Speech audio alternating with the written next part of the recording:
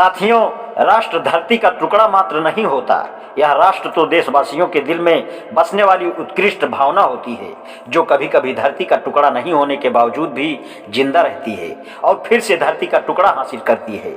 Israel और फिलिस्तीन के साथ ऐसा ही हुआ। इस दृष्टि से भारत को अभी पुख्ता तौर पर राष्ट्र बनना है। यह जो विस्तृत भूभाग जिसे हम भारत कहते हैं, पहले कई राजा रजवाड़ों और नवाबों के आधिपत्य में था। अंग्रेज शासकों ने इसे एक सूत्र में पिरोने का काम किया। जाते समय वे इन राजे राजवाड़ों को यह अधिकार दे दिए थे कि वे चाहते तो भारत में मिलते या पाकिस्तान में मिलते, या चाहते तो स्वतंत्र रह सकते थे। स्वतंत्र भारत में रियासतों का विलीनीकरण हुआ। इसके बाद भी भारत रूपी पुख्ता राष्ट्र का निर्माण होना शेष है। इसी कारण गणतंत्र दिवस और स्वतंत्रता दिवस आज भी सरकारी समारोहों के मोहताज बने हुए हैं।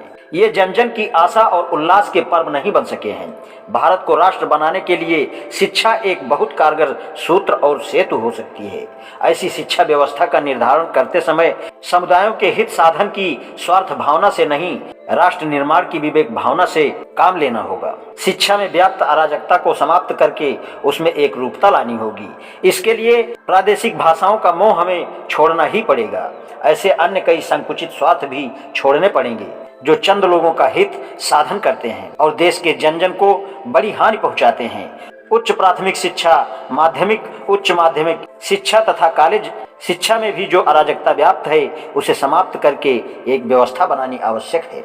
इसके लिए शिक्षा को रोजगार के साथ जोड़कर देखना पड़ेगा। एक बार मैं बस में सफर कर रहा था। मेरी बगल की सीट पर एक युवक बैठा था। बातचीत के दौरान मैंने उससे पूछा कि वह क्या करता है, तो उसने बताया कि वह कृषि विषय में स्नातकोत्तर परीक्षा उत्तीर्ण करने के बाद शोध कर रहा है।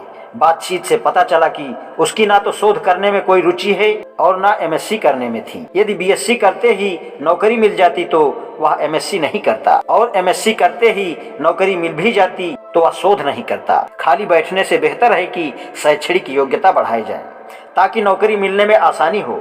उसने आगे बताया कि उसकी तरह दूसरे छात्र भी नौकरी नहीं मिलने के कारण आगे की पढ़ाई कर रहे हैं। इस हकीकत का ज्ञान हमारे शासकों और शिक्षाविदों को नहीं होगा, ऐसी बात नहीं है।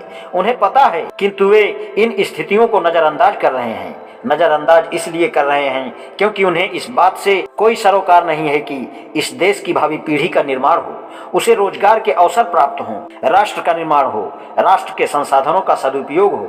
इस कारण वे इस दिशा में गंभीरता से कोई चिंतन नहीं कर रहे हैं। उन्होंने समस्या का समाधान खोजने के बजाय उसे आगे धकेलना ही पर्याप्त समझा है। उन्होंने यह किया कि पढ़ाई को कठिन किया, महंगा किया। एक और शिक्षा के क्षेत्र में छात्रों को आगे बढ़ाने से रोकने के लिए पीईटी, पीएमटी जैसे अवरोधक खड़े किए, तो दूसरी ओर जिन संसाधनों को रोजगार के अवसर पैदा करने में लगाए जा सकते थे, उन्हें उगा कक्षाएं खोलने, कॉलेज खोलने तथा विश्वविद्यालय बनाने में झोंक दिए। ये समस्याओं को कुछ समय तक आगे सरकार को देने के तत्कालीन उपाय मात्र थे। समय गुजर जाने पर समस्याएं फिर सिर उठाने लग गई तो फिर कुछ तत्कालीन उपाय किए और उनकी आड़ में केवल वर्ग विशेष के हितों की रक्षा के उपाय किए।